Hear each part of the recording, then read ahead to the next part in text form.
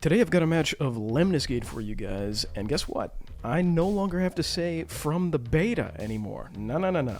Full game is out now, and I'm able to record matches and cast them, and it's wonderful. Okay, so this is going to be on Iridium Planes, which is the new Retrieve XM map. So yeah, I like it. It's green, you know? Who doesn't like green? Alright, so this is a ranked 1v1 match of Retrieve XM, turn-based of course. I don't really care too much for the simultaneous. And here comes my opponent. Binjin, 1-2-3, picks Rush, and he goes straight for that first objective under that central building there. Comes over here and goes for Delta, and he's not messing around, you know, he's very objective focused here, which is good. Yeah, so he's not going to have enough time to return Charlie. But that's okay, you know. He returns too, and man, look at how quickly he gets to this point here. Look at how quickly he gets to Bravo. So that's what I'm in the replay right now. Why I'm just like staring at this doorway here, because I'm just doing the mental math in my head. How long is it going to take me to get there? There's no way I can beat him there, right? So, yeah, I'm basically just like, not sure how I'm going to deal with that. I'm actually even, like, checking his rank here. It says he's bronze 5, but, like, he made a surprisingly strong, like, starting move here. So I think he's played quite a bit before. By the way, with the ranked system, I think I'm bronze something right now. I haven't had a ton of time to play yet, so I'll be working on that soon. Don't you worry. Now, I'm going with Toxin. Now, my thinking with taking Toxin to go for this Delta objective, and I kind of messed up the displacer placement. I should have put it closer to the objective, but that's okay. But basically, that Delta objective is on the other side of that wall, so it's really hard for me to actually get a guy there before him. And he can see Delta from his spawn. Well, maybe we might take a look at that in a second here. So the nice thing about Toxin is she can just bloop, jump over the wall and land really close to Delta. Now, once I practice a bit more, I'll get it so my displacer will land right on Delta, and there will be no opportunity to kill me before I grab it. But here, it looks like he's going to try and stop me with Vendetta. So, and okay, yeah, he does just barely kill me. And that's because that was my bad. I messed up that displacer out of there. So, in a perfect world, you know, I could probably get in there, grab it, and then just get out super fast before anyone can kill me. So I still think Toxin is probably the best one to go for Delta when you're on this side of the map, when you're on the defender's side. But yeah, he does kill me. If I recall correctly, when I was playing as Toxin, I ran in a straight line without sliding or doing any side-to-side movements for the first couple bit to give myself an opportunity to hit my Toxin with a Carl shield in a later round. I think I did that in this match. Not really sure. We'll see if I pull that later. You saw me looking at that door over there. I'm trying to figure out, can I beat Rush there? I don't know if I've really figured it out yet. Looks like I'm going to go for my own Rush. Okay. Oh, and the last second I sort of turn over here. Gonna try and kill his Rush. But man, look at that. That was such a good move. He didn't just run straight out the door he came in. He went up that jump pad and went out the second floor. That was a really good move by him for sure. Made his guy a lot harder to get. Now, I'm running this way. I'm getting peppered by some turrets a little bit. I am gonna still return 2 objectives with... yeah, I believe I returned 2 objectives with my Rush. Of course, you know, Rush is pretty weak. I would not be surprised if he does not really survive long enough to grab Charlie. But still, you know, grabbing 2. I put some damage into his Rush. I got his Rush down to about half health. So maybe I softened him up enough that somebody else could run to that other door down there and shoot in from the side, maybe a Capitan or something. But his Rush just gets in there so freaking fast. There's just no good way to stop him. So, I'm just waiting for him to pick his operative. And here he goes. He's going with Capitan. So, he's going up over the top. And, yep, sure enough, he just stays up on the high ground, kills off my Rush. So my Rush is not going to grab Charlie. His Capitan grabs it instead, which means my Rush is also not going to grab Alpha. Though I don't think his Capitan has enough time to grab it either, so... Yeah. Just gonna hang out over there by Alpha. Alright. Man, things... he's certainly putting on the pressure here. He's got 3 objectives. I've got none. All my guys are dead, so I've got to come up with something here. So right now I'm trying to figure out... I'm trying to solve the puzzle of how do I stop all this shenanigans going on over here inside the main building. I don't think I can beat Rush down below, and the problem is, even if I had someone with a long-range gun trying to shoot through that bottom door, down below where we're looking right now, it would just be shooting my own Rush in the back, right? Because my own Rush kind of stands in that doorway, which is not the best. So, okay, Deathblow. So, Deathblow, you know, the tricky part about him is he's really slow, so it's hard for him to get places, but...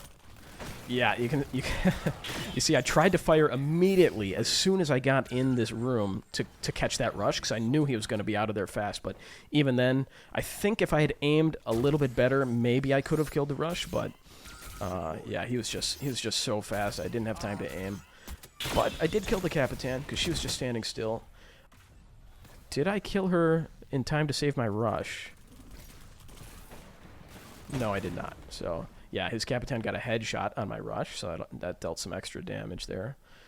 But, you know, still getting a couple kills. Chucked a mine down behind me, ran over there, grabbed Charlie. So, not horrible, not horrible. All right, and here he comes with Carl. So, who's he going to shield? Let's see, did he get a shield off? Not sure, we'll probably see in a second. But he's, oh yeah, sure, he landed a shield on Capitan at the start of the round, and he grabbed Alpha, and now he's just running his happy little way back to base to return his objective. He's doing the sort of bunny hopping, like sprinting, sliding into a jump. Makes Carl pretty hard to headshot when he's doing that, because he's with those bionic legs, he can actually jump higher than all the other operatives, but he also falls faster, which works to his advantage when he's trying to be evasive and dodge headshots. So, oof, look at this, guys. He's got all 4 objectives, and, you know, he's got them pretty handily, too. Like, I don't even think I'm that close to getting any. So, yeah, so he shields his Capitan, which means his Capitan survives, and his Capitan grabs Charlie before my Deathblow does.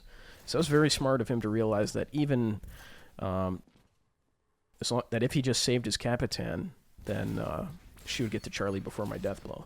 So, I've got Carl here. Yeah, and sure enough. So, what I did there was I didn't stand still, which is what I often do when I'm waiting for a Carl shield. Oh, damn, look at that. Just a moment too late. But I didn't stand still, but I did a variation of making yourself an easy Carl target, which is to basically just run in a straight line, don't juke, don't slide. And that also is a pretty reliable shield target. So I did land the shield on Vendetta. Or, sorry, on Toxin here. So let's see if she actually survives. She grabs Delta, and she gets out of there. Okay, cool. So she's going to return Delta, which is nice. But here comes his striker. Oh, look at that. Oh, wow. That was pretty... Did he fire 2 shots there? Man, I'll have to see that again. Mid-air, off of the jump pad, he landed 1 shot into the Carl, and I think he shot another shot to weaken the shield of Toxin. Not sure. Now, he knows he can't return the objective. He doesn't have enough time. So instead, he's just being annoying, being in my back line, sniping, getting kills, which is a good move. I really want to see what the striker did here. Yeah, a little hard to tell exactly what's going on. He might have just... See, so the laser points out of Striker's gun only when they are scoped in, only when they're zoomed in. So if they're just hip firing, you don't actually see that laser. So I think he just hip fired into the shield and then body shot the other one with his scope. So this is my last turn of the round, guys, and I mean, look at this. None of these objectives are looking good. I don't think I can get the one that his Rush gets right away. He's just too freaking fast. I don't have anybody fast enough to do that. Delta is maybe up for grabs. Actually, Delta should be pretty easy to grab because his striker basically runs it back to my base. So, we'll see what I end up going for here. I'll take the jump pad over. Okay, kill the striker. Kill the Vendetta. Now that turret's almost got me dead. Look at my health. Only have 25 left. So I really got to make sure... Ooh, 13 health. Barely get out of there. You can see I was panicking trying to avoid the turret, so I fell down in that vent. Am I going to make it? Yes, I do. I returned Delta. So, you know, to be completely honest here, in hindsight, a much better play would have been to kill his Capitan as she goes for Charlie and wait for that striker to bring Delta home. I wish I would have seen that when I was playing this game, because that would have been a very easy 2 objectives to capture. If you remember, before I killed his striker with my Capitan in that last turn, his striker actually brings Delta like towards my base and is like shooting my guys. So that would have been a better play there. I could have gotten 2 objectives. But either way, man, I'll tell you what, guys. Right now I was like, oh, man, I am behind big time, because I'm down 1 objective to 3. And I don't have the defender's advantage anymore. And I was like, man, this guy, you know, supposedly he's bronze 5, but he's still playing really well, I felt. So, but one thing I want to point out here, guys, is don't just surrender at this point. There's so many games I'm playing, ranked games, where people just surrender after losing 1/2 horribly. And that's... just, you can always come back, guys. So don't quit out. Play the rest of the game. If nothing else, you'll learn something, right? If your opponent's really beating you bad, then just study what they're doing and try to learn from it. All right, so here we go. I had to rush, and I'm basically, I think I'm kind of mirroring what he did, because I haven't played these maps a lot yet, guys. These are the new maps. And, you know, the game came out on Tuesday. It's Thursday night right now, and I have to work you know, during all the weekdays. So I really haven't had that much time to put into these new maps and to study them and stuff yet. So I did not have a good idea of, like, what should I do first. I just knew when he went for Bravo first with his rush, that was really strong last time. So, you know, monkey see, monkey do. I just figured I'd copy what he did and, yeah, just beat him there. So... yeah, he was not able to kill my rush, but he does take his Vendetta, place a couple turrets, and he beats my rush to Delta, so my rush is not going to grab that. And he's not going to return Alpha, but, yeah. So, 1-1 right now. Not horrible. I'm hoping that my rush will be evasive enough, just like how his rush was super evasive last time. So hopefully my rush will sneak out of there alive still.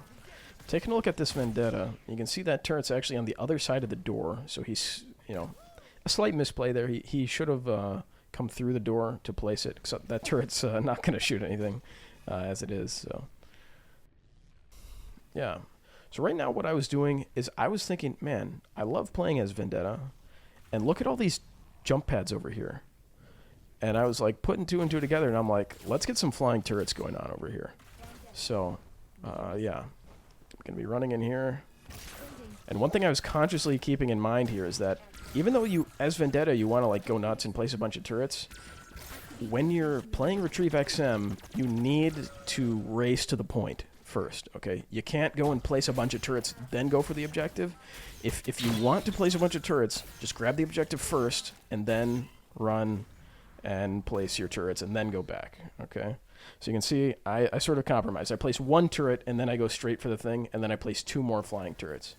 And those are some nicely positioned turrets, if I do say so myself.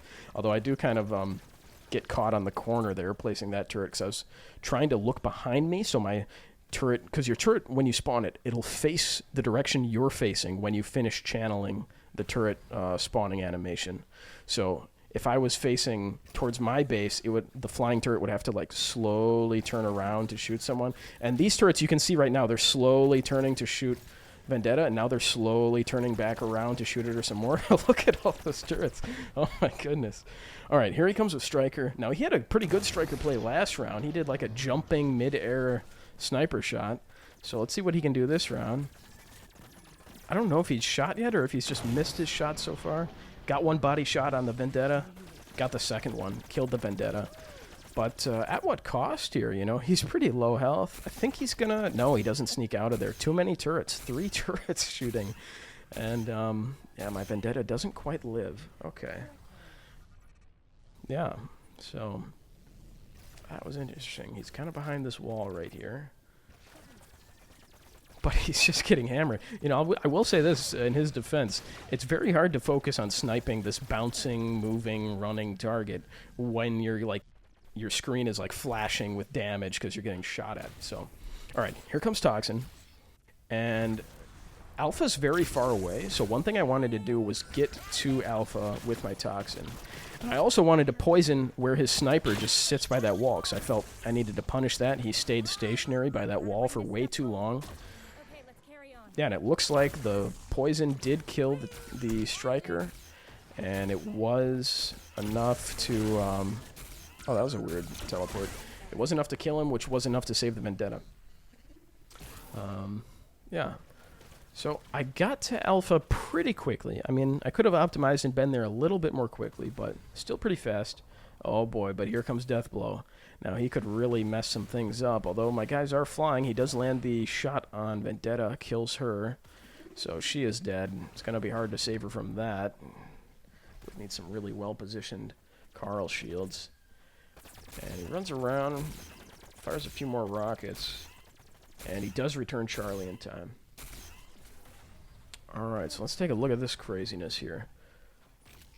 So, yeah, he's standing up on that position. Alright, I'm placing a strategy marker. It looks like I'm gonna try to take out this Deathblow.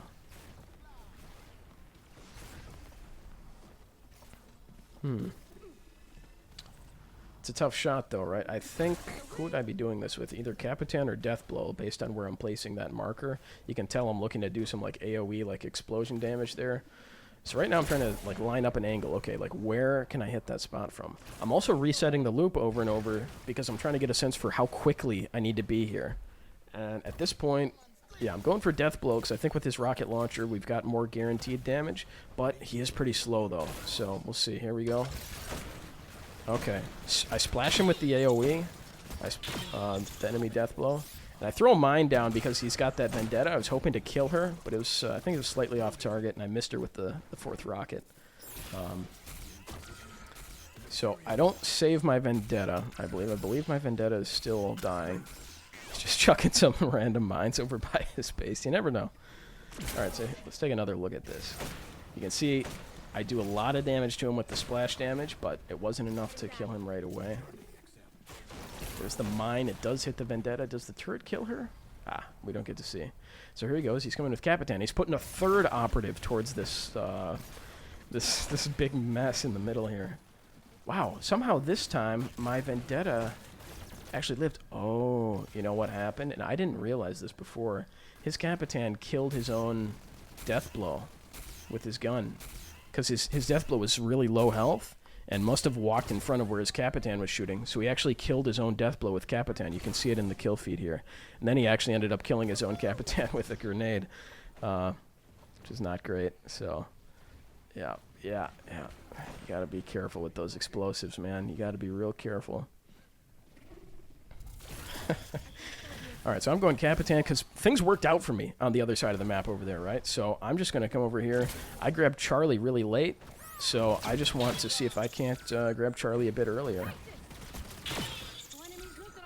Didn't even necessarily need to throw a grenade at that Capitan because she kills herself, but, you know, a little extra damage doesn't hurt.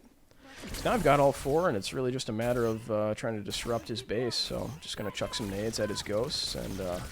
make his gate a real chaotic place. So, line it. Yeah, I just cook the grenade, wait for the Vendetta to open the door. Nice thing is, you're safe cooking that grenade. You're safe, because until that door opens, nothing can shoot you through it. So, yeah. Alright, so I've got all four objectives right now. He's got one operative left to play. And, you know, this is basically the reverse of what we had last game. Last half, I should say. Where he had, I think, 3 and I had none, and I had one turn to make, so I'm in a slightly better spot because I've got 4 and he's got none. But here he goes, going with Rush. I think that's a pretty good choice. Rush can get a lot done. You just have to be careful of his low health. Okay, so he quickly returns Bravo. The problem is, look at all the other points. All the other points are running back. All the other XM are being retrieved. He's trying to chase him down. The only one he can stop would have been Vendetta, but he's not able to kill her in time. And he ends up dying to that turret that I placed back in my spawn. Which, by the way, that's exactly why I placed that turret there back in my spawn. You'll notice I didn't place it in the beginning, and that's because this is Retrieve XM. And on Retrieve XM, you got to race to the objectives. But I still placed one back in my base because on Retrieve XM, enemy operatives will want to hang out around your base towards the end of the match, right? Because we just saw right there, he's trying to stop all my objectives from being returned. You can imagine what a death blow would be able to do if you just ignored the other objectives and you run straight to the enemy's base. You could just sit at his base and just throw mines down and kill everyone. You could pretty much, just prevent your enemy from capturing anything by just camping his gate. I feel like. I mean, I don't know. If you have the last turn of the round, I think it could happen. But that's all just theory crafting. So yeah. So there we go. That was the match. And yeah, well played to my opponent, Bingy123. He was he was bronze 5, which is where you start. It's at the bottom of the ranked ladder. But you know what? He was playing a lot better than a lot of the bronze 5s that I played against so far. I think he'll definitely climb up the ladder pretty quick because he was playing pretty well, I thought. So yeah, that's the match. And I just want to remind you guys one more time that, stick with the game. Even if you lose the first half horrendously, stick around to the second half. Because, man, I was feeling pretty bad about that first half I played. But, I stuck with it, and I pulled off the victory, And even if I hadn't pulled off the win, I still would have learned something useful from it. So don't be like these people I see on ladder, abandoning the match after one bad half. It's really, you're not going to learn that way, and you're not very likely to win if you just abandon matches halfway through. And if you're a new player and you're trying to figure this stuff out, and somebody's beating you pretty badly, just do like what I did in the beginning of that second half there. Just try to mimic what the other person did, right? Every game you're gonna play both halves, both sides of the map, right? So just if nothing else, just do what they did, or try to do what they did. You probably won't be able to pull it off if it's a really technical thing, or if they the only way they were able to pull it off is because of some specific timing or some technical skill. But mimic it, go for it. And I also really recommend just messing around in the training maps to practice some of this stuff. So you guys may have noticed that I'm not using the built-in replay feature that Lemnis Gate has. And well, there's a lot of good reasons for that, which I will share with you briefly now. The first problem I have with it is that the built-in replay system, you can't pause the match while it's going. You can go back a loop and rewatch a loop, but you can't pause. Now, that wouldn't be a huge problem. You may have noticed it in my gameplay commentary that I don't pause the match, really. But the issue is that in the replays, there is also no natural pauses between players' turns. So basically, as soon as one player's turn is done, the next player's turn starts. And then after that, then the next player's turn starts. There's none of the sort of natural pauses that normally occur when the players are just sort of observing in their camera drones and just watching what happened. So it makes reviewing it kind of awkward. There's also no first-person cameras. I think in general it's better to watch from the overhead perspective of the drone, but I do think having to watch an entire match without any first-person perspective is a bit dry. It's a little bit boring. I think it's fun to pop into first-person every once in a while. There's also in the replay files that they have, there are no player names. So when you're watching it back, it's just player 1 you see doing something and player 2 doing something, which can be a little more confusing for us as we're watching this, after the fact. And the final, really major problem is that there's no scoreboards. So at the end of each half, you don't get to see what the final score was. So if I wanted to be able to show you guys the final scoreboards or the halfway point scoreboard, I would have to basically I'd have to remember while I'm playing the game to take 2 screenshots, take one at the halfway mark and one at the end of the game. And since the replays save in 2 separate files, you basically save replays by the half. That would mean I'd have to basically have 4 separate files, 2 screenshots and 2 replay files. And even if I remembered to do all that and I had all that correct, I'd still have no player names, no first-person camera, wouldn't be able to pause.